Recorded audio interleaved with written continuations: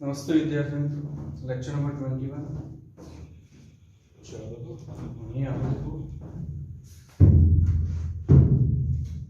Okay work power energy collision की बातों करिए यार, बरोबर। आज टेक्स्ट बुक ना प्रश्न सोल्व करिए, પણ એક આતો પ્રશ્ન એક્સ્ટ્રા જોઈ લઈએ પહેલા। ઓકે, પછી ટેક્સ્ટ बुक ના સોલ્વ કરીએ। ક્વેશ્ચન આવો છે કે તમને ધારો કે આવું કહ્યું છે કોલિજન માં ઇલાસ્ટિક કોલિજન, ઇનઇલાસ્ટિક કોલિજન, બરોબર। ખ્યાલથી વાતો થઈ ગઈ। ઇલાસ્ટિક કોલિજન માટે ત્રણ સમીકરણો હતા। v1 m1 m2 upon m1 plus m2 u1 plus 2m2 u2 upon m1 plus m2। Okay, v2 बराबर હતું m2 minus m1 upon m1 plus m2 u2 plus 2m1 m2 u1 upon m1 plus m2। Elastic collision ની વાત કરું છું।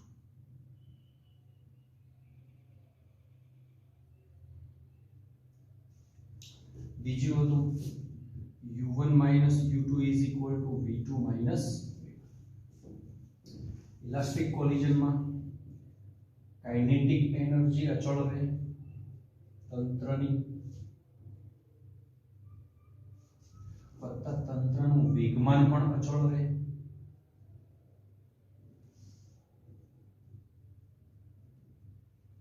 આ તમને યાદ રાખો। इलास्टिक कोलिजन में बीजो एक बनी गया था कि समान दળના બે કણો અથડાય છે तो वेलोसिटी एक्सचेंज करे।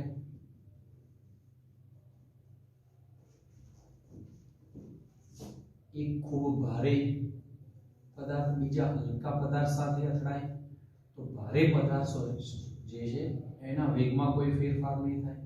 u1 = પછી ઇનઇલાસ્ટિક કોલિજન માં આપણે ભણીએ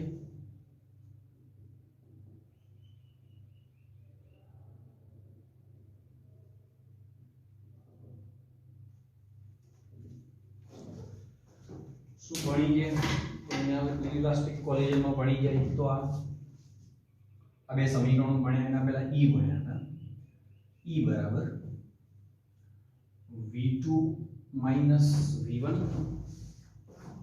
रेस्टिट्यूशन गुणांक v2 minus v1 upon u1 minus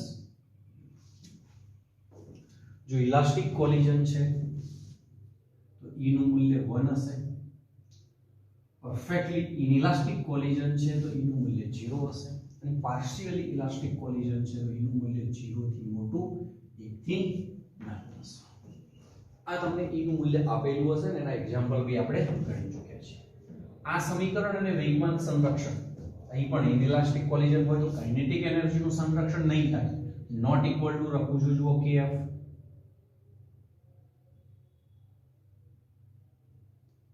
પણ વેગમાનનું સંરક્ષણ થશે।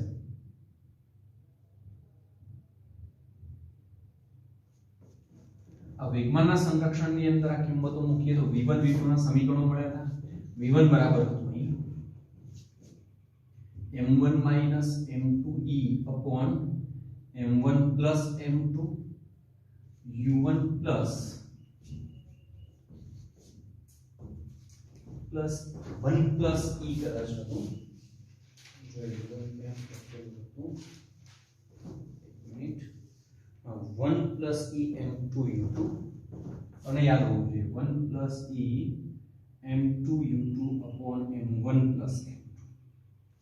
सेम आउट समीकरण v2 માટે હતું m2 minus m1e upon m1 plus m2 u2 plus 1 plus e m1 u1 upon m1 plus બરોબર છે। ઇલાસ્ટિક કોલિજન માં આપણે ઓકે આટલી બધી વાતો હતી। બરોબર. આમાં ફક્ત વેગમાનનું સંરક્ષણ થશે, ધ્યાન રાખજો. દ્વિપરિમાણિક કોલિઝન બી ભણી ગયા હતા, તો એમાં ભણ્યા હતા આપણે કે દ્વિપરિમાણિક સંઘાત હોય અને ઇલાસ્ટિક કોલિઝન હોય તો ગતિ ઊર્જાનું બી સંરક્ષણ થશે અને વેગમાનનું બી સંરક્ષણ થશે. ગતિ ઊર્જાના સંરક્ષણનું એક સમીકરણ મળ્યું હતું, વેગમાનના સંરક્ષણના બે સમીકરણો મળ્યા હતા, x કમ્પોનન્ટ માટે અને y કમ્પોનન્ટ. ઇનઇલાસ્ટિક કોલિઝન છે, દ્વિપરિમાણિક કોલિઝન છે, એની તો કોઈ વાત નહીં કરી, પણ ધારો કે કરી હોય તો એમાં ફક્ત વેગમાનનું સંરક્ષણ થશે, મતલબ કે xm ના વેગમાનના ઘટકો અને ym ના જ વેગમાનના ઘટકો લેવાના, ગતિ ઊર્જાનું સંરક્ષણ થશે નહીં. આટલી વાતો આપણને ખબર છે. એને અનુરૂપ આપણે કેટલાક પ્રશ્નો બી ગણ્યા. હવે એક પ્રશ્ન લઈએ, પછી ટેક્સ્ટ બુકમાં સરળ પ્રશ્નો છે એની તરફ જઈએ.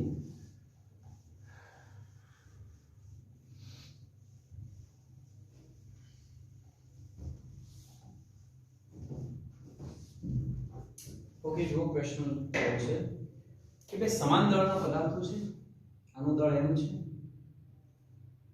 જે અહીં u1 સ્પીડથી ગતિ કરે છે, u1 બરાબર v સ્પીડથી ગતિ કરે છે. બીજો એટલા જ દળનો પણ સ્થિર ગોળો છે, m2 u2 બરાબર 0. તો આની સાથે અથડાય છે. ઓકે, હવે કહ્યું છે કે જો kf બરાબર 3/4 ki હોય તો e શોધો. જો આગળ પ્રશ્નો લીધા હતા એમાં શોધો, e આપેલો હતો ને એના આધારે અંતિમ વેગ શોધવાનો હતો. અહીં તમને એવું કહી દીધું છે કે ગતિ ઊર્જાનો રિલેશન આપી દીધો છે. e આપેલું હતું એટલે યાદ કરો, એક પ્રશ્ન આપણે ગણ્યો હતો, એક નહીં બે ત્રણ ગણ્યા હશે, કે જેના કારણે અંતિમ વેગ શોધ્યા હોય, અંતિમ વેગ શોધ્યો તો અંતિમ ગતિ ઊર્જાઓ મળે. તો અંતિમ ગતિ ઊર્જાઓ આપેલી હતી અને e શોધો. e આપેલો તો ના શોધ્યું તો હવે આ આપ્યું છે, e શોધવાનું છે. જો કઈ રીતે શોધીશું, તેમાં બે સમીકરણોની જરૂર છે. અથડામણ બાદ વેગ કેટલો હશે એ મળી જાય તો અથડામણ પછીની ગતિ ઊર્જા મળી જાય. અથડામણ પહેલાની ગતિ ઊર્જા તો છે જ તમારી જોડે 1/2 m v2, 1/2 m v2 એવું તમે લખી શકો. ઓકે, ચાલો.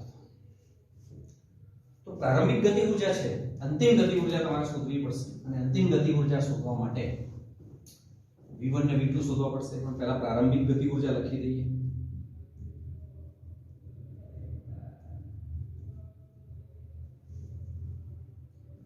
ki is equal to 1/2 mv2. આ સમીકરણ નંબર 1. આ કિંમત અહીં મૂકવાની છે, પણ એના પહેલા આ શોધવો પડશે, જેમાં e આવી જશે ઓલરેડી, એમાંથી e આપણે નીકાળી દઈશું. તો હવે અંતિમ ગતિ ઊર્જા શોધવા માટે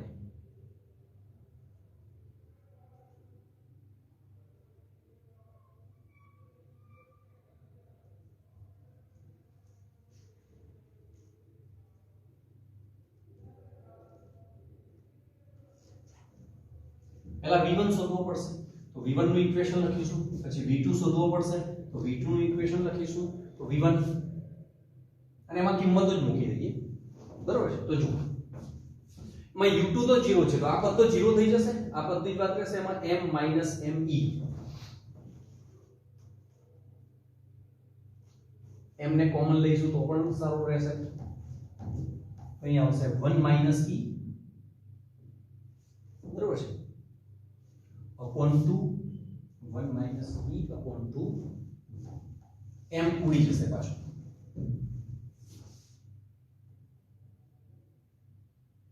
into u1 એટલે છે v, આટલો હશે. જોયું આ 0, અહીં m તો છેદમાં 2m, અહીંથી m કોમન લો તો 2m માંથી એક m ઉડી જશે તો છેદમાં 2 રહેશે, 1 - e upon 2. ઓકે, અને v2 બરાબર અહીં જુઓ u2 0 નો મતલબ પહેલું પદ 0, અહીં m એટલે 2m, m ઉડી જશે એટલે 1 + e upon 2 થશે, 1 + e upon 2 થશે ઇન્ટુ આવું રહેશે. તો અંતિમ ગતિ ઊર્જા મળી, માટે ગતિ ઊર્જા અંતિમ એમ એ તો જો કે હેડિંગ આપી દીધું, અંતિમ ગતિ ઊર્જાનું આપણે હાલ શોધવા પ્રયત્ન કરી રહ્યા છીએ. તો kf બરાબર બેટા આવશે 1/2m v1 square plus 1/2m v2 square. Okay, v1 square અને v2 સ્ક્વેર આમાં મૂકી દઈએ તો kf મળી જશે. તો kf બરાબર 1/2m v1 સ્ક્વેર એટલે આ 1 minus e upon 2 નો square v square plus 1/2m 1 plus e upon 2 નો સ્ક્વેર v સ્ક્વેર. બસ હવે આની વેલ્યુ અહીં મૂકી દઈએ, આ વેલ્યુ અહીં મૂકી દઈએ અને એમાંથી e ને કરતા બનાવીએ. બાકીનું ઘણું બધું તો ઉડી જશે, તો e તમને અહીંથી મળી જશે. બસ બાકી તો ગણિત છે, ગણી લઈએ. જુઓ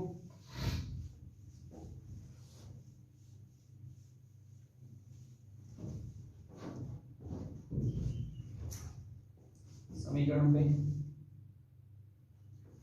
અહીંયા આપેલ છે kf is equal to 3/4 ki. ચલો kf એટલે આ તો 1/2m 1 minus e upon 2 નો square v square plus 1/2 1 plus e upon 2 square v square બરાબર k 3/4 બરાબર છે 3/4 ki અને ki તમારી જોડે આ છે 1/2m v square. તો જો અહીંથી ઘણું બધું કેન્સલ થઈ જાય છે ભાઈ. કેટલું કેન્સલ થાય છે જુઓ, એક તો 1/2 કેન્સલ થાય છે, m કેન્સલ થાય છે, v સ્ક્વેર કેન્સલ થાય છે. તો 1/2m v સ્ક્વેર 1/2 અહીં m આવશે પાછો, એ ભૂલી ગયા છીએ આપણે. જો આ m તો અહીં m છે જ, તો આ m કેન્સલ થાય છે, v સ્ક્વેર કેન્સલ થાય છે, 1/2m v સ્ક્વેર. હજુ એક છેદમાં 4 છે કારણ કે એ પણ અહીં વર્ગ છે તો એનો વર્ગ 4 થશે. તો આ 4 અને આ 4 બી ઉડી જશે. તો અહીં શું હોય પહેલા બધું 1 minus e square 1 minus e whole square છે. તો 1 minus e હોલ સ્ક્વેર એટલે 1 minus 2e plus e square plus બીજા પદમાં જોઈએ તો 1 plus e હોલ સ્ક્વેર તો 1 plus 2e plus e square બરાબર સામે છે 3. ફક્ત જોઈ લો સામે કેટલા છે 3. ઓકે, તો minus 2e plus 2e cancel. Okay, 1 plus 1 2 આ બાજુ જશે તો માઈનસ થશે તો ત્યાં 1 રહેશે તો 2e સ્ક્વેર બરાબર 1 e સ્ક્વેર બરાબર 1/2. સો e is equal to 1 upon root 2. e is equal to 1 upon root 2. આવો આવશે. ક્લિયર? તો એનું મૂલ્ય તમને જે શોધવાનું કહ્યું હતું એ આવશે 1 upon root 2. ફટાફટ ઉતારી દો. चलो आगे बढ़िए.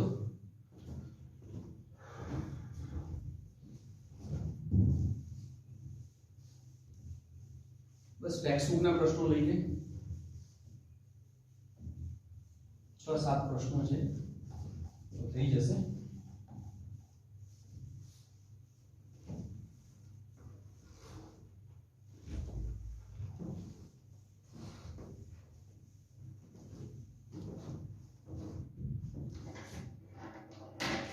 टेक्स्ट बुक ના ક્વેશ્ચન જોઈએ છો તો ટેક્સ્ટ બુક માં એક એક કરીને પ્રશ્ન આપેલા છે જોઈ લઈએ આપણે.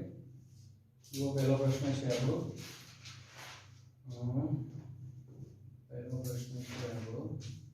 ઉદાહરણ 6.12 રકમ તમે રાખજો તમારી જોડે હશે.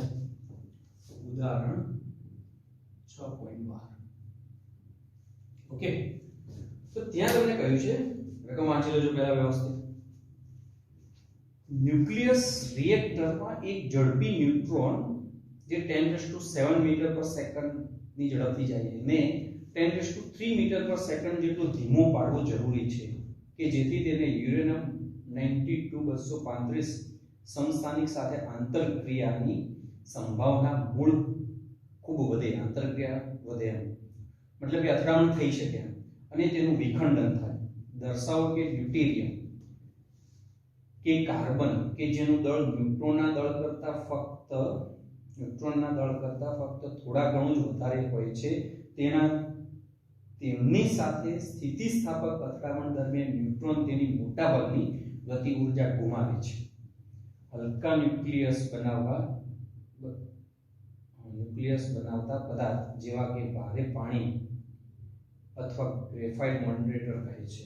ઓકે, આ બધી વધારાની જે માહિતી છે તો ન્યુક્લિયર ફિઝિક્સની છે. આગળ ન્યુક્લિયર ફિઝિક્સ આવશે તમારે, જો કે એની જરૂરિયાત નથી આ ન્યુક્લિયર ફિઝિક્સ સમજવાની, પણ પ્રશ્ન છે એટલે હું થોડી માહિતી આપું છું તમને, અને પછી આપણે મૂળ પ્રશ્ન તરફ આપણે કોન્સન્ટ્રેશન કરીશું. કારણ કે હવે યુરેનિયમનું જે વિખંડન થાય, તમે 10th માં કદાચ ભણ્યા હશો એટલે યાદ તો હશે જ, પણ ડિટેલમાં ચર્ચા જે છે એ આગળ 12th માં આવી જશે. બરોબર છે? તો આવ્યું છે યુરેનિયમ 92-235. એને એક ન્યુટ્રોનનો મારો કહીએ, ધીમો ન્યુટ્રોન હોવો જોઈએ એવું કહેવાય. ધીમો ન્યુટ્રોન મતલબ કે ઝડપી ના હોવો જોઈએ. કેમ? આ ન્યુક્લિયસ છે યુરેનિયમનું, જેમાં ઘણા બધા પ્રોટોન ને ન્યુટ્રોન હશે, એ પહેલેથી અસ્થાયી છે. અસ્થાયી છે એટલે આમ થાય જાય છે, ફૂટવાની તૈયારીમાં છે, અને એમાં એક ન્યુટ્રોન જે છે એમાં ઉમેરી દઈએ તો એના વજનના કારણે, એના હેવી ન્યુક્લિયસના કારણે પહેલેથી અસ્થાયી છે, અને વધારાનો એક ન્યુટ્રોન ખાલી જસ્ટ ઉમેરાઈ જાય. ફાસ્ટ હશે તો પસાર થઈ જશે, ફાસ્ટ ના જોઈએ, કેવો જોઈએ? ધીમો હોય, ફક્ત એની અંદર એડ થાય એટલો. બરોબર છે? તો એમાં ઉમેરાઈ જશે. જેમ નળમાંથી પાણી ટપકતું હોય ત્યારે પાણીનું બુંદ મોટું થાય, પછી સહેજ પાણી વધારે આવે એ બુંદની અંદર એટલે છૂટું પડી જશે. એમાં ન્યુક્લિયસ બે ભાગમાં છૂટું પડી જાય, ન્યુક્લિયસના ટુકડા થઈ જાય. એમ આ ન્યુક્લિયસના ટુકડા થાય ત્યારે 2 અથવા 3 ન્યુટ્રોન બીજા ઉત્સર્જિત થાય, વત્તા એનર્જી મળે. કેટલી મળે, શું મળે એનાથી આપણે લેવા છે. આ જે 2 અથવા 3 ન્યુટ્રોન મળે છે, 2 કે 3, ધારો કે આ એક પ્રક્રિયા થઈ જેમાં 3 ન્યુટ્રોન મળે, એ ઝડપી હોય છે પાછા. આ ઝડપી ન્યુટ્રોન છે એ બીજા આવા ન્યુક્લિયસોને તોડી ના શકે. શૃંખલા પ્રક્રિયા કરવી શું કરવું પડે? આ જે 3 ન્યુટ્રોન ઉત્સર્જિત થયા એ 3 બીજા આવા 3 ન્યુક્લિયસો સાથે અથડાય અને એને તોડે તો ફરીથી આની આ પ્રક્રિયા થશે, 2 ભાગમાં તૂટશે, ન્યુટ્રોન ઉત્પન્ન થશે. અહીં પણ ધારો કે 2 ભાગમાં તૂટે છે, 2 ન્યુટ્રોન ઉત્પન્ન થાય છે. અહીં ધારો કે 2 ભાગમાં તૂટે છે અને 3 ન્યુટ્રોન ઉત્પન્ન થાય છે. આ જે શૃંખલા પ્રક્રિયા ભણ્યા, આ બીજા 2 છે, બીજા 2 ન્યુક્લિયસોને તોડશે, આ 2 ને તોડશે, અહીં 3 ને તોડશે, અને એક શૃંખલા પ્રક્રિયા રચાય છે. બરોબર છે? તો આ જે ન્યુટ્રોન ઉત્પન્ન થાય છે એ કેવા હોય છે? ધીમા હોવા જોઈએ. આ ધીમા ન્યુટ્રોન બનાવવા માટે રિએક્ટરની અંદર, આમાં તો બીજું પણ છે, આમ તો જો કે ન્યુટ્રોન ધીમા બનાવવા પડે, અને પ્રક્રિયા જે છે શૃંખલા પ્રક્રિયા એ વિસ્ફોટક ના બની જાય, બ્લાસ્ટ ના થઈ જાય, એના માટે ન્યુટ્રોનને નિયંત્રિત બી કરવા પડે છે. પણ એ બધું 12th માં ભણશો તમે. તો ન્યુટ્રોન જે છે ટૂંકમાં એને ધીમા પાડવા માટે કે જેથી બીજા યુરેનિયમના ન્યુક્લિયસને તોડી શકે, એની સાથે આંતરક્રિયા કરી શકે, એના માટે એને ડ્યુટેરોન સાથે અથડાવવા પડે છે. ભારે પાણી સાથે, કેમ ધારો D2 કે ગ્રેફાઇટ એની સાથે, અહીં ડ્યુટેરોન જોયું છે તો ડ્યુટેરોન સાથે અથડાવવામાં આવે છે. આ ડ્યુટેરોન છે. તો એવું કહ્યું છે કે આ જ્યારે ન્યુટ્રોન છે ડ્યુટેરોન સાથે અથડાય છે ત્યારે એની મોટા ભાગની ગતિ ઊર્જા ગુમાવી દે છે.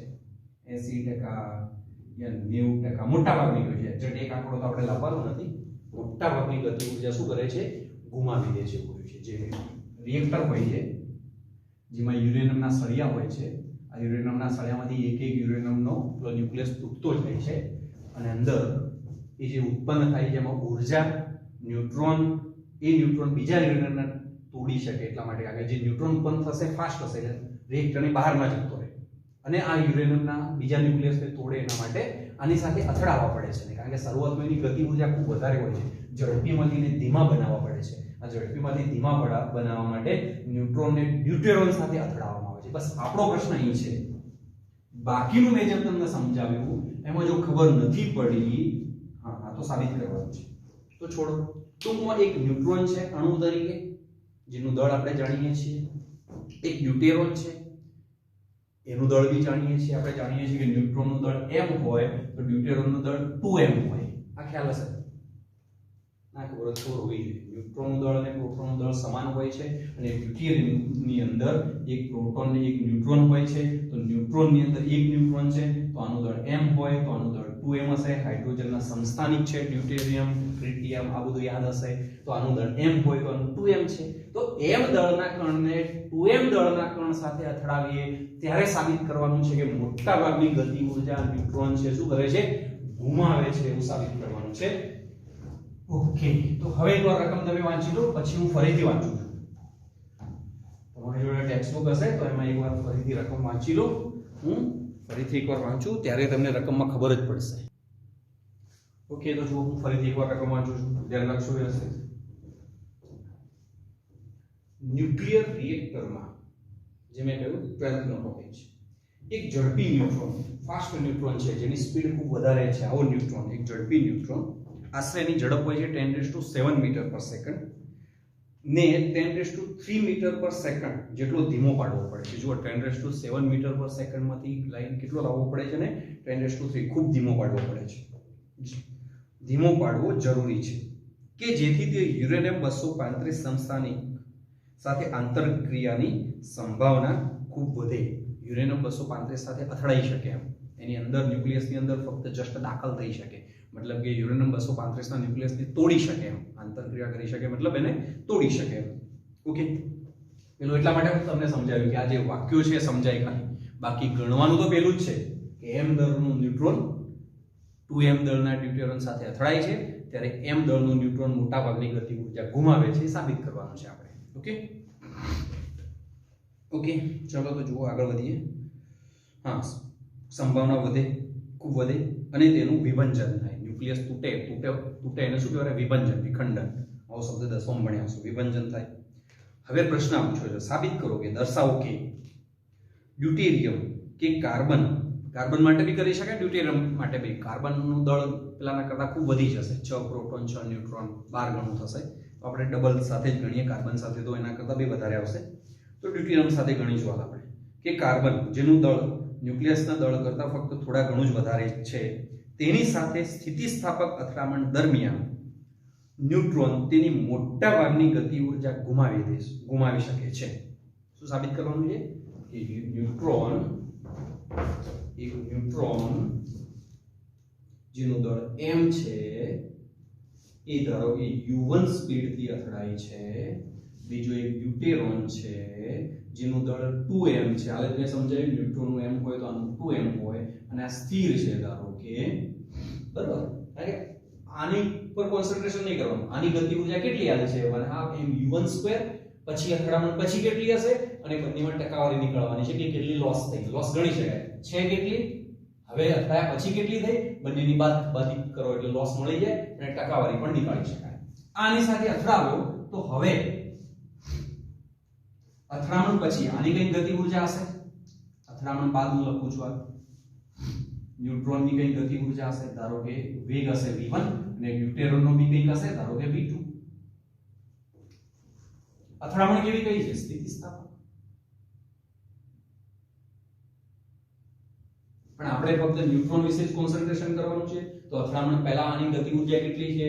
તો 1/2 mu1². આની કેટલી છે? 1/2 mv1² અને સાબિત કરવાનું છે કે આ જે કરતા આનું મૂલ્ય બહુ નાનું છે, મતલબ કે ખૂબ મોટો લોસ કરે છે, એની ગતિ ઊર્જા ખૂબ ગુમાવે છે, 90% 80% એવી ગુમાવે છે, એ સાબિત કરવાનું છે. ઓકે, કરીએ છીએ. ઓકે, હવે તો રકમમાં તમને સમજાઈ ગયું હશે કે ન્યુટ્રોનની સાથે અથડાય ત્યારે મોટાભાગની ગતિ ઊર્જા ગુમાવે છે, એવું સાબિત કરવાનું છે. ઓકે, દેખો તો બેટા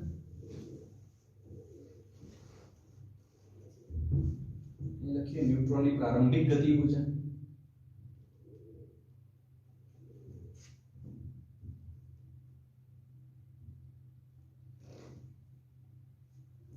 Ki is equal to 1/2 mu1². સમીકરણ નંબર 1. ઓકે, આનો ઉપયોગ આપણે કરવો પડશે એટલે આ લખી નાખીએ. હવે ન્યુટ્રોનની અંતિમ ગતિ ઊર્જા મેળવવા તરફ છે, મતલબ કે 1/2 mv1². આ v1 મેળવી u1 ના ફોર્મમાં જ મેળવીશું પાછા, તો જ કંઈ કમ્પેર કરી શકીશું. શું બોલ્યો કે આની ગતિ ઊર્જા ન્યુટ્રોનની ફક્ત ન્યુટ્રોનની ગતિ ઊર્જા કેટલી કેટલી છે 1/2 m v1 સ્ક્વેર. પણ આ બંનેની કમ્પેર આપણે કરવી છે કે આની સાપેક્ષે આ બહુ મૂલ્ય ઓછું છે, ટકાવારીમાં કેટલું ઓછું છે ને એ બધું નક્કી કરવું છે. ટકાવારી નીકળવી તો આવું આવે ડેલ્ટા k upon k ગુણ્યા 100. ડેલ્ટા k એટલે આ ki minus kf upon ki ગુણ્યા 100.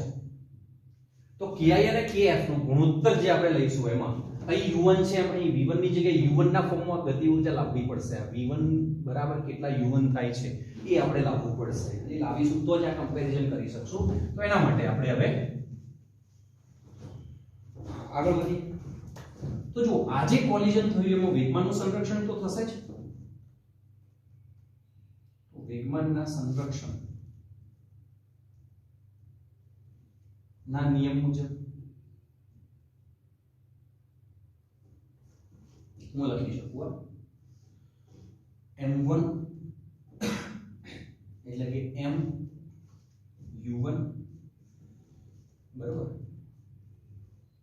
પ્લસ 2m તો 0 છે તો એ 0 હટાવી દઈએ. ચલો બરાબર m v1 plus 2m v2. Okay હવે લખીશું આ m cancel. Okay one dimensional જ છે એવું માની લો. ચલો એક જ દિશામાં અથવા પ્લસ માઇનસ એક દિશામાં દર્શાવી દઈશું. તો અહીં બેટા v2 બરાબર મળ્યું તમને અથવા સમીકરણને નંબરિંગ આપી દઈએ. ચલો સમીકરણ નંબર 2 આપણે v1 મેળવવા છે u1 ના ફોર્મમાં પણ વચ્ચે આવી ગયું પાછું u2 v2 તો એને દૂર કરવા પડશે. એના માટે આ જાણો છો e બરાબર v2 v1 upon u1 u2 પર u2 તો 0 છે અને e બરાબર સ્થિતિસ્થાપક સંઘાત માટે 1 લઈ શકાય. તો અહીંથી જુઓ આ બાજુ જતા રહેશે તો v2 v1 બરાબર u1 તો v2 બરાબર v1 u1 સમીકરણ નંબર 3 અને 3 ની કિંમત 2 માં મૂકી દઈએ તો આપણે જે જોઈએ છે v1 ની કિંમત u1 ના ફોર્મમાં એ મળી જશે. તો અંતિમ ગતિ ઊર્જા મળી જશે. તો મૂકી દઈએ આમાં. ચલો તો 3 ની કિંમત ભાઈ ક્યાં મૂકી દઈએ આપણે 2 માં મૂકીએ તો જો u1 બરાબર v1 2 v1 u1. ઓકે તો v1 2v1 2u1 u1 તો કેટલા થશે 3v1 2u1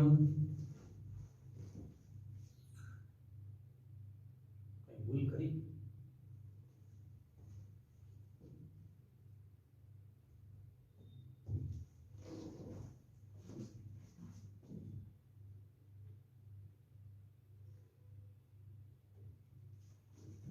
આ બાજુ જશે 2u1 આ બરોબર છે તો કેટલા થશે આ બાજુ આવશે 2u1 તો કેટલા થશે માઈનસ તો -2 + 1 એટલે -u1 બરાબર 3v1 તો v1 બરાબર 1/3u1 સમીકરણ નંબર 4. તો ન્યુટ્રોનની અંતિમ ગતિ ઊર્જા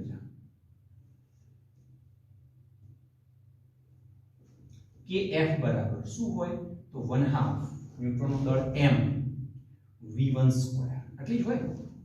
પેલી તો ડાયરેક્શન આવી છે માઈનસ તો બરાબર છે આ સ્ક્વેર કરશો એટલે નીકળી જશે.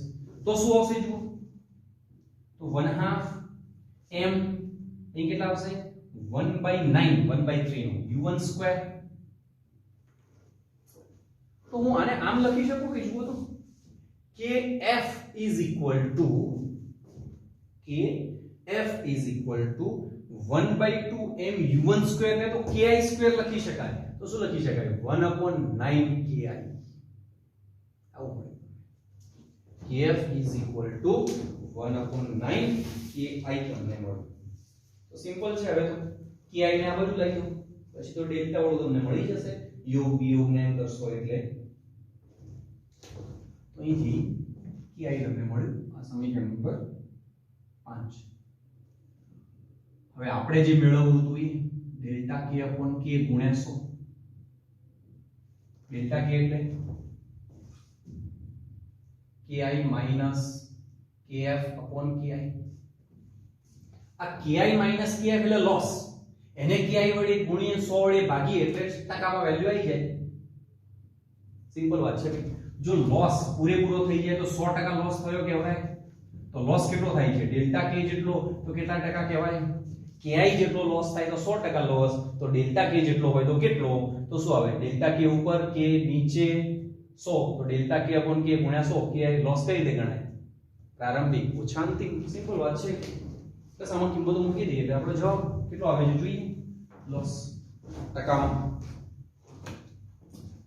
તો ki એમનો એમ માઈનસ kf એટલે 1/9 ki અપોન ki ગુણ્યા 100. તો ki તો કેન્સલ. 9 ઓછા 1 એટલે 8 ભાગ્યા 9. ki કેન્સલ છે ગુણ્યા 100. 800 ભાગ્યા 9 લગભગ 90% આસપાસ આવી જશે. ઈજી આવે 800 ભાગ્યા કે 9 9 81 થશે.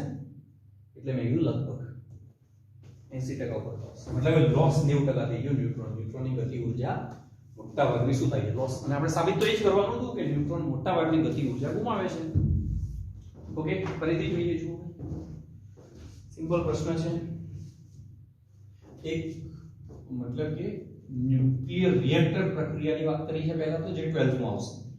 એટલે એમાં ખબર ના પડે તો પ્રશ્ન આટલો જ છે. સમજી લો, ન્યુટ્રોનને ડ્યુટેરોન સાથે અથડાઈએ ત્યારે ન્યુટ્રોનને મોટાભાગની ગતિ ઉર્જા ગુમાવે છે સાબિત કરવાનું છે. તમારે હવે ગણવું ગણી શકો કે ન્યુટ્રોનને કાર્બન સાથે અથડાઈએ. કાર્બન સાથે અથડાઈએ તો ન્યુટ્રોન અને પ્રોટોન થઈને 12 સભ્યો હશે. તો આનો m હોય તો આ 12m આવે. યાદ રાખજો. તો એ તો 90% કરતા પણ વધારે વેલ્યુ આવશે. તો કોઈ એક માટે સાબિત કરી દઈએ આપણે, બે માટે કરવાની જરૂર નહીં, અથવા કરી શકાય.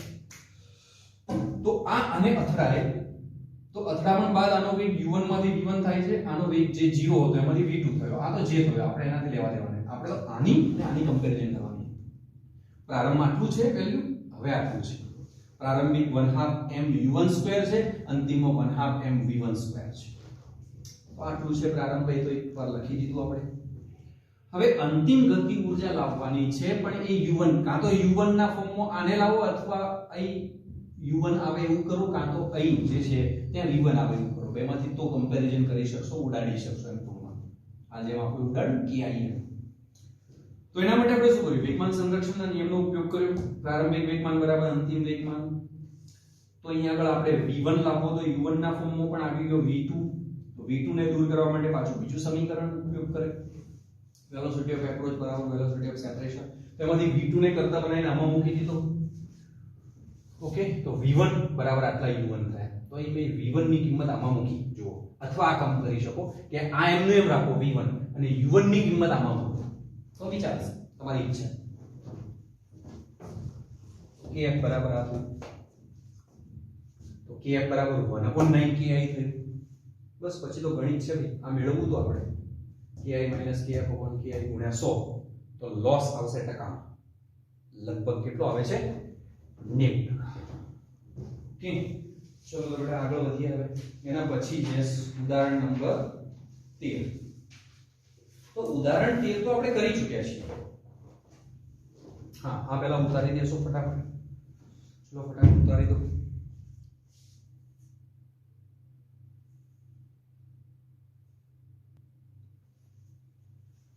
ઓકે, 13મો પ્રશ્ન અને હટાવી દઈશું ઉદાહરણ 6.13.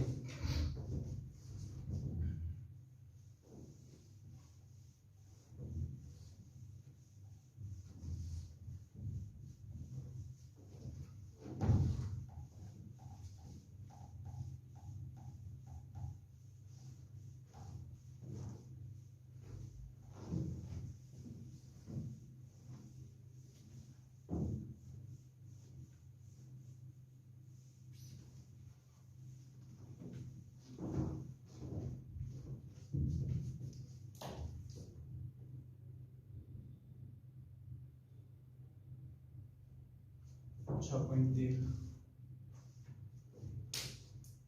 જો આકૃતિમાં દર્શાવ્યા મુજબ m1 બરાબર m2 ના બે બિલિયર્ડ બોલ વચ્ચે અથડામણ દર્શાવી છે. પ્રથમ બોલ મારક કહેવાય છે, જ્યારે બીજો બોલ લક્ષ ટાર્ગેટ કહેવાય છે. બિલિયર્ડનો ખેલાડી લક્ષ બોલને ખૂણાના કાણામાં નાખવા માંગે છે. ડટ્ટી વળી બિલિયર્ડ બોલ વાળી ગેમ આવતી હોય છે, કદાચ એની વાત છે કે કાણામાં બોલ જવા દેવો પડે છે, તો એક બોલ વડે બીજા બોલને મારવાનું હોય છે, આવી વાત છે. મતલબ કે ટકરાવવાની વાત છે. તો આકૃતિ આપેલી છે. આ પ્રથમ બોલ જેનું દળ m, આ બીજો બોલ જેનું દળ m, બરોબર છે. આ સ્થિર છે તો અહીં અથડાશે.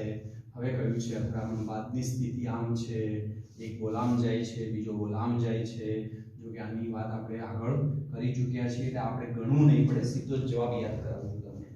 સમાન દળના છે, m1 બરાબર m2 બરાબર m. ઓકે, ગેમને છોડો, આવી અથડામણની વાત છે ટૂંકમાં. ઓકે, પછી કહ્યું છે હા કાણામાં નાખવા માંગે છે, જે θ2 બરાબર 37 ડિગ્રી ખૂણે રહેલ છે. આ θ2 37 મળે છે.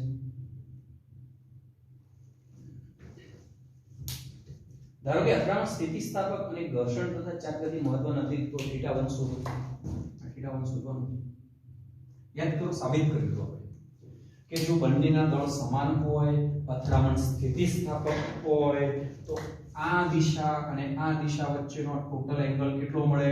90 ડિગ્રી. એટલે કે θ1 θ2 બરાબર 90 હોય તો θ1 બરાબર 90 માઈનસ θ1, 90 ઓછા 37 એટલે કેટલું હોય ભાઈ? 53 ડિગ્રી. કેટલું હશે? આ બુકમાં ગણેલું હોય તો આપણે ગણ્યું એમ જ ગણ્યું હશે. ઓકે, પણ આપણે ફક્ત આ લખી દીધું પેલા સૂત્રમાં θ, એની જગ્યાએ અહીં લખેલું છે θ 37 θ1 ને એમાંથી cos વાળું જે પદ હતું એમાંથી θ1 સાબિત કર્યું હશે. જો કે આગળ આપણે સાબિત કરી ચૂક્યા છીએ અને આ નોંધ કરી ચૂક્યા છીએ, તો તમને ખ્યાલ હોય તો સીધું આવી જશે 53. ઓકે, ચલો આગળનો પ્રશ્ન જોઈએ. સ્વાધ્યાયના પ્રશ્નો તરફ જઈએ તો સ્વાધ્યાયનો 14મો પ્રશ્ન છે, જ્યાં લખતો છે આવો 14મો પ્રશ્ન.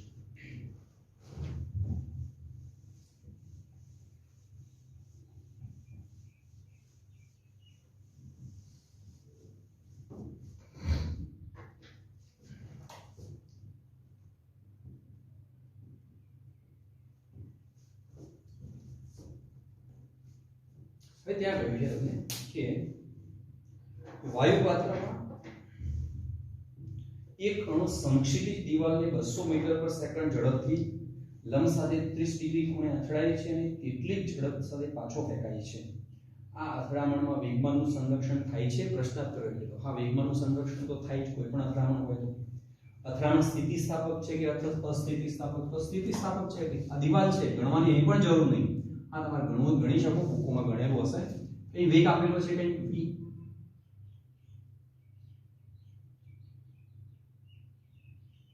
જેટલી ઝડપથી જાય છે એટલી ઝડપથી પાછો ફેંકાય છે. ઝડપ કઈ છે? દિશા તો બદલાશે, કારણ કે ખૂણાની કઈ વાત કરી છે. જે ઝડપ છે એટલી ઝડપથી પાછો ફેંકાય. તો ગતિ ઊર્જાનું સંરક્ષણ થયું. જુઓ, આ તો દિવાલ છે, તો દિવાલનો વેગ બદલાવાનો નહીં.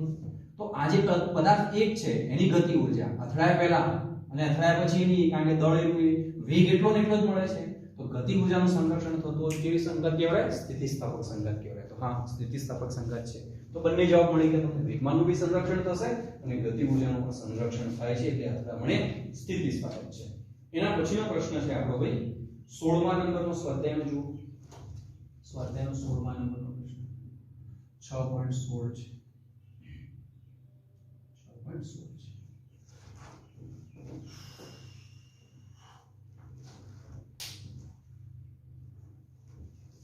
હવે બે એક જ સરખા બોલ બેરિંગ એકબીજાના સંપર્કમાં રહે તે રીતે ઘર્ષણ રહિત ટેબલ પર સ્થિર રાખેલા છે. તેમને તેટલા જ દળનું v જેટલી ઝડપથી ગતિ કરતું બોલ બેરિંગ સન્મુખ હેડ પણ અથડામણ કરે છે, અને અથડામણ સ્થિતિસ્થાપક હોય તો અથડામણ બાદ નીચે આપેલ આકૃતિમાં કઈ પરિણામ સાચું છે? આવું કહ્યું છે કે આ બોલ છે, એક નંબર હું આપણે ડાર્ક નહીં દર્શાવતો, ચલો આ છે, અહીં બે જોડે જોડે છે, આ 1 2 3. હવે આગળ જતા ત્રણ વિકલ્પો આપેલા છે. પહેલા વિકલ્પમાં એવું કહ્યું છે કે અથડાયા બાદ 2 અને 3 નંબરના બંને ગતિ કરવા લાગે છે. આ એક બોલ અહીં આગળ v વેગથી આવીને આ બે બોલ જે જોડે જોડે પડેલા છે એની સાથે અથડાય તો શું થાય? આ જ્યારે આને અથડાશે ત્યારે બંનેના દળ સમાન છે, સ્થિતિસ્થાપક છે, તો આનો વેગ v, આનો વેગ 0. જુઓ 1 નંબર 2 નંબર 3 નંબરને હાલ ભૂલી જાઓ. તો આના જોડે વેગ v હતો એ આને v આપશે, આને કેટલો આપશે? 0. તરત જ આ 2 નંબરનો છે એ પાછો 3 નંબર સાથે અથડાશે તો 2 નંબરને v વેગ મળ્યો, ફરીથી દળ સમાન, સ્થિતિસ્થાપક અથડામણ, તો શું થશે? આને v આપશે વેગ અને આને કેટલો આપશે? 0. વેલોસિટી એક્સચેન્જ થતી જશે, જેટલા પણ દડા હોય એટલી શું થશે? Velocity exchange. તો હવે શું થશે? ફક્ત ત્રીજા નંબરનો દડો છે એ આગળ v વેગથી ગતિ કરવા લાગશે. કયા નંબરનો? એટલે કે પહેલો અને બીજા નંબરના સ્ટોપ થઈ જશે અને ત્રીજા નંબરનો ગતિ કરવા લાગશે. મેં આવું એક ન્યૂટનનું પેલું તંત્ર બતાવ્યું હતું, યંત્ર કે જે કોઈ યાદ હોય તો 4-5 દડા હોય છે સ્ટીલના હાર્ડ, સ્થિતિસ્થાપક અથડામણ સમજવાની છે. આ 1 2 3 4 5 ને ધારો કે 6 નંબરનો આ છે. અહીંથી છોડીએ તો આને અથડાય તો ફક્ત એક નંબરનો જ ઉછળશે. કેમ?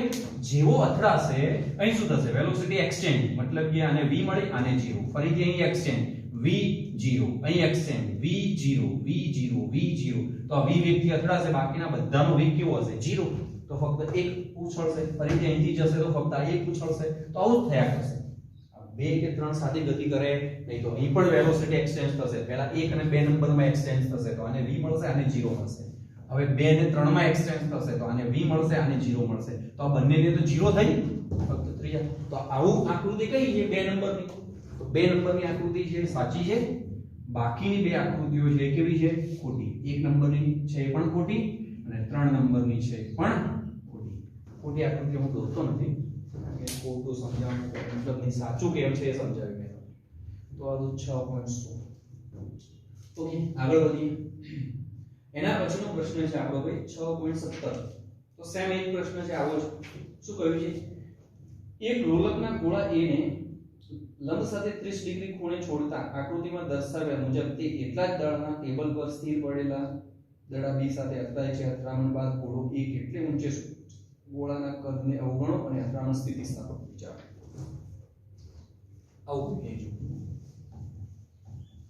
6.17.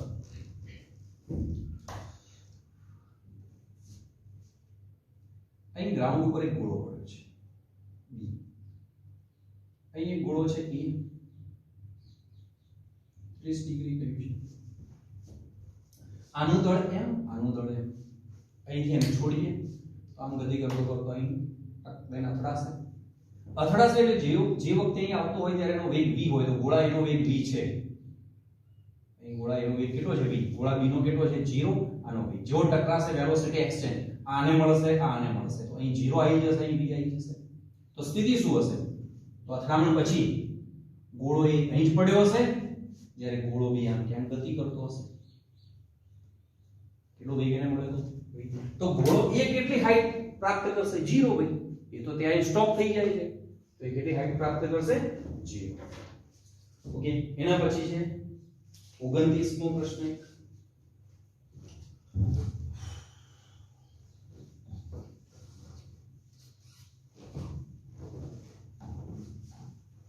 તો 29મા પ્રશ્નમાં ભાઈ ઘણા બધા ગ્રાફ આપેલા છે. એમાં બી હું ફક્ત સાચો ગ્રાફ બનાવી છે અને એનું કારણ બતાવીશ તમને. બાકીના 1 2 3 4 5 6 ગ્રાફ છે.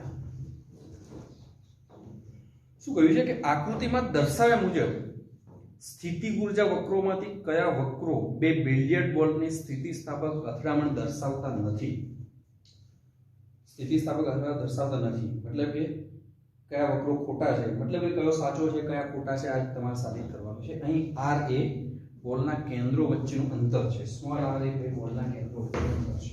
ઓકે, સમજો. એક ગોળો છે એ બીજા ગોળા સાથે અથડાય છે. ધારો કે v વેગથી જાય છે.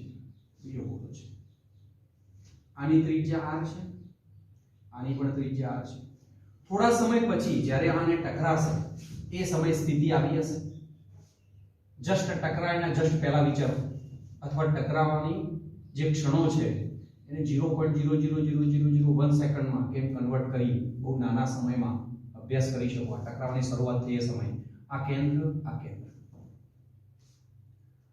તો આ બંને વચ્ચેનું અંતર કેટલું હશે સ્મોલ r = 2r અહીંથી ટકરાવાનું સ્ટાર્ટ થયું એ ટકરાય એટલે એના પછી અને પહેલા નહીં ટકરાવાનું સ્ટાર્ટ થાય ત્યાંથી આ ટકરાય છે ત્યારની વાત કરું તો જેવો ટકરાશે આ તો રિયલમાં ભલે આપણે જોતા નથી પણ નેટ ઉપર કેમ કોઈ વિડિયો આપેલા હોય એમાં બોલના બે ટક્કર નાખે એમ તો જોજો તો ખરેખર ડિફોર્મ થાય ડિફોર્મ એટલે દબે અથવા તમે વ્યવહારમાં પણ વિચારી શકો કે આ દબી શકે એવા ગોળાઓ છે તો શું થશે આ પણ ગોળો ટકરાવાના કારણે દબાશે ને આ પણ દબાશે તો થોડા સમય પછી એની સ્થિતિ આવી હશે આમ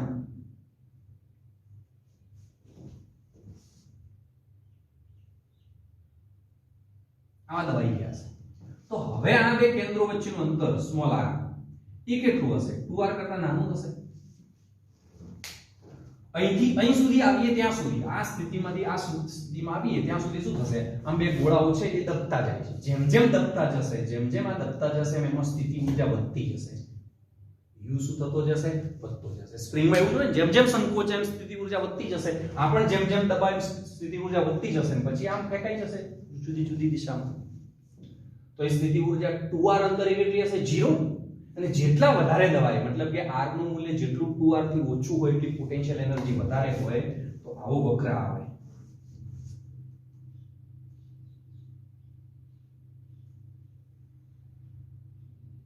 જ્યાં સ્થિતિ ઊર્જા 0 હોય આ સ્થિતિ ઊર્જા છે આ સ્મોલ r છે તો સ્મોલ r બરાબર 2r હોય ત્યાં પોટેન્શિયલ એનર્જી 0 હશે અને એના કરતા જેમ r ઘટતો જશે એમ પોટેન્શિયલ એનર્જી શું થતી જશે ભાઈ વધતી જશે અને એવો ગ્રાફ તમને 5મા નંબરમાં આપેલો છે તો આ સાચો વક્ર છે બાકીના વક્રો ખોટા છે બાકીનો કોઈ બી વક્ર જુઓ હું ચલો દોરી દઉં બધા એક કરીને પેલો વક્ર આમ છે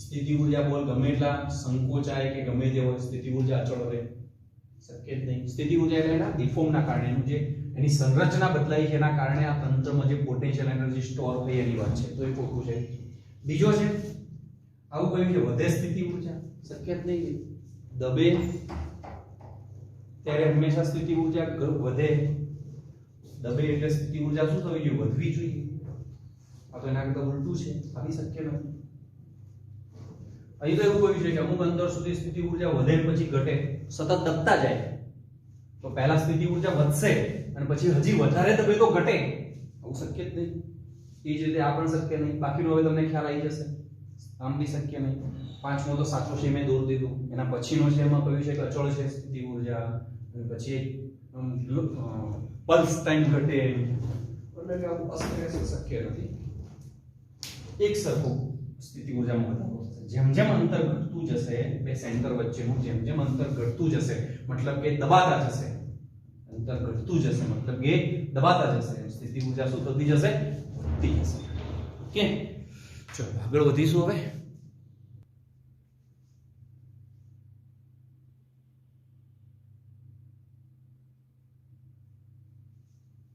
ઓકે ચલો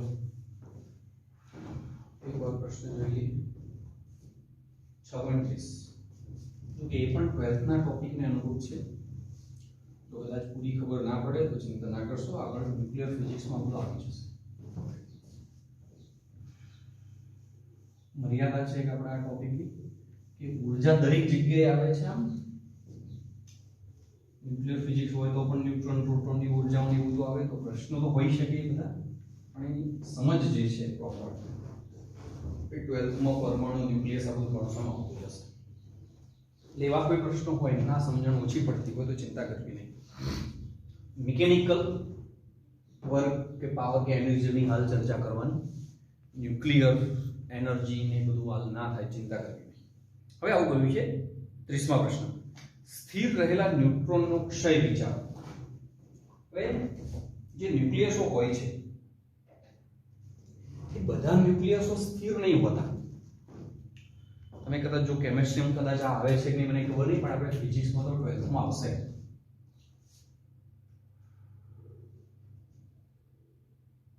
કે n વિરુદ્ધ z નો જો ગ્રાફ બનાવીએ તો જે નાના ન્યુક્લિયસો છે એમાં n અને z સમાન હોય છે તો રેખીય આવે. પછી જેમ જેમ મોટા ન્યુક્લિયસો થતા જાય, હાઇડ્રોજન, હિલિયમ તો નાના, તો હિલિયમમાં શું હોય 2 પ્રોટોન 2 ન્યુટ્રોન એમ, લિથિયમ 3 પ્રોટોન 3 ન્યુટ્રોન એમ.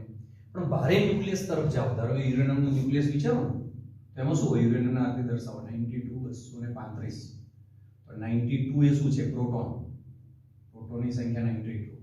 ન્યુટ્રોનની સંખ્યા કેટલી છે, તો આ ટોટલ પરમાણુ દળાંક છે, ખ્યાલ હશે આ બધું થોડું તો તમારે ન્યુટ્રોનની સંખ્યા શોધવી હોય તો 235 માંથી 92 બાદ કરવા પડે. તો જુઓ 5 + 2 = 3, 143 જેવા ન્યુટ્રોન આવે કદાચ, થોડું ઘણું ભૂલ જ છોડો એને, નથી ભૂલ કદાચ. તો 92 પ્રોટોન, 143 ન્યુટ્રોન, તો પ્રોટોન કરતા ન્યુટ્રોન વધારે હોય. તો ન્યુટ્રોન તરફ આ રેખા વળી જાય એને સ્થિરતા રેખા કહેવાય. આગળ જતા કે આ રેખા ઉપર જો આપેલ ન્યુક્લિયસનું સ્થાન હોય તો એ સ્થિર હોય, પણ કેટલાક ન્યુક્લિયસો કાં તો આ બાજુ એનું સ્થાન છે કાં તો આ બાજુ એનું સ્થાન છે. મતલબ કે કેટલાક ન્યુક્લિયસો એવા છે કે જેમાં પ્રોટોનના નંબર વધારે છે, પ્રોટોનની સંખ્યા વધારે છે, કેટલાક ન્યુક્લિયસો એવા છે જેમાં ન્યુટ્રોનની સંખ્યા વધારે છે. તો એક ન્યુક્લિયસ વિચારો કે જેમાં ન્યુટ્રોનની સંખ્યા પ્રોટોન કરતાં વધારે છે તો એ અસ્થાયી છે ન્યુક્લિયસ. તો એ સ્થાયી બનવા પ્રયત્ન કરશે. આ કોઈ પણ હોય, આને છોડ દો તો શું કરે, નીચે આવે, એ સ્થાયી બનવા પ્રયત્ન કરે. એમ કુદરતનો કોઈ પણ અણુ, પરમાણુ, કણ ગમે તે હોય સ્થિરતા પ્રાપ્ત કરવા પ્રયત્ન કરે. ઇલેક્ટ્રોન બી બહારની કક્ષામાંથી અંદરની કક્ષામાં શા માટે આવે છે, અંદરની કક્ષા વધારે સેફ છે, સ્થિર કક્ષાઓ છે, ત્યાં હોય તો ઝડપથી દૂર થશે નહીં. એનો જે પણ એ પરમાણુનું એનું સભ્ય છે, જે પણ કુટુંબનું સભ્ય છે એમાં જ રહેવાનો પ્રયત્ન કરશે, એટલા માટે અંદર આવે છે. એમ આ પણ જે પણ ન્યુક્લિયસનો સભ્ય છે, જે પણ આ પ્રોટોન અને ન્યુટ્રોન જે બધાને એવો પ્રયત્ન કરશે એનું સ્થાન આ સ્થિરતા રેખા પર આવી જાય. તો એના માટે ન્યુટ્રોન વધારે હોય તો એ પ્રોટોનમાં રૂપાંતરણ થાય, અને જો પ્રોટોન વધારે હોય તો એ ન્યુટ્રોનમાં રૂપાંતરણ થાય. કેમ થાય, શું થાય ને બધું 12th ની વાત છે, એને છોડવા. પણ આવું રિયલમાં થતું હોય છે. કેમ, ન્યુક્લિયસ સ્થિર થવા પ્રયત્ન કરે છે એના માટે. તો તમને એવું કહ્યું છે કે એવી પ્રક્રિયા વિચારો કે જેમાં ન્યુટ્રોનનો ક્ષય વિચારો. ન્યુટ્રોનનો ક્ષય એટલે ન્યુટ્રોન ક્ષય એટલે મરી જવું. ન્યુટ્રોન મરી જાય એટલે પ્રોટોન ઉત્પન્ન થાય અને વત્તા એક ઇલેક્ટ્રોન કે પ્રોટોન ઉત્પન્ન થતો હોય છે. આમાં કહ્યું છે ઇલેક્ટ્રોન. તો આવું વિચારો, આ પ્રક્રિયા બને છે એવું વિચારો. ઓકે, આવું બનતું હોય છે રિયલમાં. આ સાચું છે. ન્યુટ્રોન એ પ્રોટોનમાં રૂપાંતરણ પામે, પ્રોટોન એ ન્યુટ્રોનમાં પણ રૂપાંતરણ પામે. ન્યુટ્રોન પ્રોટોનમાં રૂપાંતરણ પામે તો ઇલેક્ટ્રોન ઉત્પન્ન થાય. એમ પ્રોટોન ન્યુટ્રોનનું રૂપાંતરણ પામે તો એન્ટી ઇલેક્ટ્રોન અથવા તો એને આને માઈનસ બીટા કણ કહેવાય તો પ્લસ બીટા કણ ઉત્પન્ન થાય. પ્રોઝિટ્રોન ઉત્પન્ન થાય. હા, આમાં ઇલેક્ટ્રોન ઉત્પન્ન થાય તો પ્રોટોનમાંથી ન્યુટ્રોન બને ત્યારે પ્રોઝિટ્રોન ઉત્પન્ન થાય. ઓકે, પણ આપણને આ એક પ્રક્રિયા આપી છે કે આવું બને છે એવું વિચારો. પછી કરીશું તો દર્શાવો કે આ પ્રકારના દ્વિકણ ક્ષયમાં ચોક્કસ ઊર્જા ધરાવતો જ ઇલેક્ટ્રોન મળવો જોઈએ અને તેથી ન્યુટ્રોન કે ન્યુક્લિયસના બીટા ક્ષયના સતત ઊર્જા વિતરણને સમજાવી ન શકે. ચોક્કસ ઊર્જાવાળો જ ઇલેક્ટ્રોન ઉત્પન્ન થવો જોઈએ, પણ રિયલમાં એવું મળ્યું ચોક્કસ ઊર્જાવાળો ઇલેક્ટ્રોન નહોતો ઉત્પન્ન થતો. એ કેમ ને બધું થોડી હું વાત કરું. રિયલમાં એટલું બધું ખબર પડશે નહીં તમને, 12th નો ટોપિક છે એટલા માટે. પછી નોંધ આપેલી છે આ સ્વાધ્યાયનું, અથવા હું સમજાવી દઉં. ચલો ને બધું તો ભાઈ તો પ્રક્રિયા થાય છે. ઓકે, આ ન્યુટ્રોનનું ફિક્સ દળ છે કંઈક, પ્રોટોનનું દળ છે કંઈક, ઇલેક્ટ્રોનનું પણ કંઈક દળ છે. હવે આઈન્સ્ટાઈન આવું કહી ગયો હતો કે કોઈ બી પ્રક્રિયા થાય ત્યારે એમાં ઉત્પન્ન થતી ઊર્જા એ mc² મુજબ હોય. આપણે કહીએ છીએ જેમ ઊર્જાનું સંરક્ષણ થાય એમ આઈન્સ્ટાઈને આ સૂત્ર મુજબ સમજાવ્યું કે ઊર્જા અને દળનું સંયુક્ત સંરક્ષણ થાય. એટલી ઊર્જાનું સંરક્ષણ થાય એવું નહીં. ધારો કે ઊર્જા અને દળ બંનેનું સંરક્ષણ થાય. ધ્યાન રાખો. ધારો કે તમે ઘરે, તમારા ઘરે લાકડા હશે, એક સામાન્ય ઉદાહરણ આપું છું. ઓકે, અને સળગાવો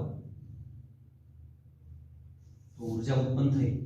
તો કુદરતમાં તો એટલી નવી ઊર્જા આવી એવું કહેવાય, પણ એવું નહીં હોતું. આજે લાકડું છે એનું દળ જેટલું ઘટે એને અનુરૂપ ઊર્જા ઉત્પન્ન થાય, અને અમુક રાખતો છે જ પાછી. 100% દળનું ઊર્જામાં રૂપાંતરણ નહીં થતું. આ સૂત્ર એવું છે કે કોઈ પણ દળનું 100% ઊર્જામાં રૂપાંતરણ થાય તો આ સૂત્ર વાપરવું ને અહીં ના વાપરી શકાય. આ તો ખાલી સમજાવું છું તમને. તો આઈન્સ્ટાઈને આ સમજાવ્યું કે દળનું અને ઊર્જાનું સંયુક્ત રીતે ઊર્જામાં રૂપાંતરણ થાય છે. તો જેટલું દળ ઓછું થશે એટલી ઊર્જા ઉત્પન્ન થશે એને અનુરૂપ. ઓકે, તો દળ અને ઊર્જાનું સંયુક્ત ઊર્જામાં રૂપાંતરણ થાય. તો અહીં આગળ ઊર્જા કેટલી છે?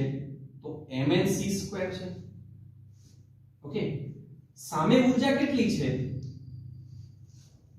તો mpc² છે વત્તા mec² છે. હાલ આની અંદર ઊર્જા કેટલી છે? તો આટલી. આ ન્યુટ્રોનનું સંપૂર્ણ ઊર્જામાં રૂપાંતરણ થાય તો આટલી ઊર્જા બને. આ પ્રોટોનનું ઊર્જામાં રૂપાંતરણ થાય તો આટલી ઊર્જા મળે. આ ઇલેક્ટ્રોનનું ઊર્જામાં રૂપાંતરણ થાય તો આટલી ઊર્જા મળવી જોઈએ. અને મળે, સાચી વાત છે. તો આ સરખું હોવું જોઈએ. આ ઊર્જા બરાબર આ ઊર્જા સંરક્ષણ ઊર્જા, પણ એવું મળ્યું નહીં. તો એ બાકીની ઊર્જા ક્યાં જાય છે? તો ખબર પડી કે અહીં જ્યારે ન્યુટ્રોનનું પ્રોટોનમાં રૂપાંતરણ થાય છે ત્યારે ઇલેક્ટ્રોન કઈ ઊર્જા લઈને નીકળે છે, ગતિ સાથે બહાર નીકળે છે. આ પ્રોટોનમાંથી ન્યુટ્રોનમાંથી જેવો પ્રોટોન બન્યો તો ઇલેક્ટ્રોન આમ કઈ સ્પીડ ધરાવે છે, મતલબ કે ઇલેક્ટ્રોન જોડે કઈ ઊર્જા છે. કેટલી ઊર્જા છે? તો એ પણ ગણી શકાય 1/2 mev². તો હવે તો થવું જોઈએ, તો પણ ના થયું. અને ફિક્સ ઊર્જા હોવી જોઈએ. જુઓ, વિચાર કરો, ન્યુટ્રોનનું દળ ફિક્સ છે, પ્રોટોનનું દળ ફિક્સ છે, ઇલેક્ટ્રોનનું દળ ફિક્સ છે. તો આ ઊર્જા બરાબર આ અને બાકીની જે વધે છે એટલી ઊર્જા સાથે ઇલેક્ટ્રોન બહાર નીકળવો જોઈએ. તો ઇલેક્ટ્રોન ફિક્સ વેગથી જ ફિક્સ ઊર્જા સાથે નીકળવો જોઈએ. પણ ઇલેક્ટ્રોન જ્યારે અહીંથી નીકળતો હતો ત્યારે જુદા જુદા વેગથી નીકળતો હતો. એનો મતલબ ઇલેક્ટ્રોન ફિક્સ ઊર્જા સાથે નહોતો નીકળતો. તો પ્રશ્ન થાય બાકીની ઊર્જા ગઈ ક્યાં? તો પછી આગળ જતા સાબિત થયું કે અહીં આગળ બીજો પણ કણ એક ઉત્પન્ન થાય છે અને એ જે કણ હતો એને આપણે કહીએ છીએ ન્યુટ્રિનો અથવા એન્ટી ન્યુટ્રિનો એવું નામ આપીએ છીએ, જેને V વડે દર્શાવીએ છીએ. તો પ્રોપર સમીકરણ આ બનતું હતું કે અહીં આગળ ઊર્જા તો ઉત્પન્ન થશે પણ ફક્ત કણોની વાત કરીએ તો એ શું આવે? Anti neutrino. તો એક છેલ્લે પછી આવું એક સમીકરણ આપેલું છે કે ન્યુટ્રોનનું જ્યારે પ્રોટોનમાં રૂપાંતરણ થાય તો પ્રોટોન બને, ઇલેક્ટ્રોન બને, એન્ટી ન્યુટ્રિનો ન્યુટ્રિનો નામનો એક નાનો કણ, બહુ નાનો કણ હોય છે જેની પરખ હજી 100% કદાચ થઈ નથી. તો બહુ નાના મૂલ્ય ધરાવતું દળ છે ને એવો એક કણ બી ઉત્સર્જિત થતો હોય છે. તો હવે આની ઊર્જા આ કણની ઊર્જા વત્તા આની ગતિ ઊર્જા અને ઇલેક્ટ્રોનની ગતિ ઊર્જા, એ ઊર્જા બધી મેં ભેગી દર્શાવી દીધી. આ કણની ગતિ ઊર્જા અને આ કણની ગતિ ઊર્જા એ જોડે છે. એ બધું બેલેન્સ કરીએ તો થઈ જાય છે. એવું આગળ જતા સાબિત થયું છે. તો આ નવો એક કુદરતમાં મળ્યો આપણને આ રીતે. તો એની એક સમજ આપેલી છે. પણ આ જે બધું છે, આ એક્ઝામ્પલ હું તમને કહું છું, વાંચતા નહીં, જોતા નહીં, તમારે જોવાની જરૂર નથી. કારણ કે આ બધી વાતો છે અને 12th વાળો કોઈ સારો વિદ્યાર્થી અને ન્યુક્લિયર ફિઝિક્સ કદાચ હાલ ચાલે જ છે, ન્યુક્લિયર ફિઝિક્સ ચાલે જ છે.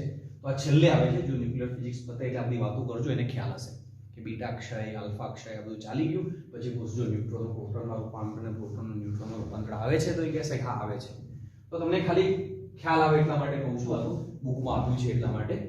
બાકી આ પ્રશ્ન હાલ નહીં જોવાનો, 12th માં જઈને તમે ભણી લેશો. પ્રશ્ન શું હતો? સિમ્પલ, કે ન્યુટ્રોનનું પ્રોટોનમાં રૂપાંતરણ થાય ત્યારે રિયલમાં એવું જોવા મળે છે શરૂઆતમાં કે ઇલેક્ટ્રોનની ફિક્સ ઊર્જા હોવી જોઈએ, પણ રિયલમાં એવું નથી મળતું. કેમ નથી મળતું? તેનું સોલ્યુશન આ છે કે એની જોડે બીજો પણ કણ ઉત્સર્જિત થતો હોય છે. ઓકે, અહીં સુધી રાખીએ. એક લાસ્ટ ટોપિક બાકી રહી ગયો છે, રીબાઉન્સિંગ વાળું. એ કાલે જોઈ લઈશું એટલે આપણું ચેપ્ટર પૂરું હોય.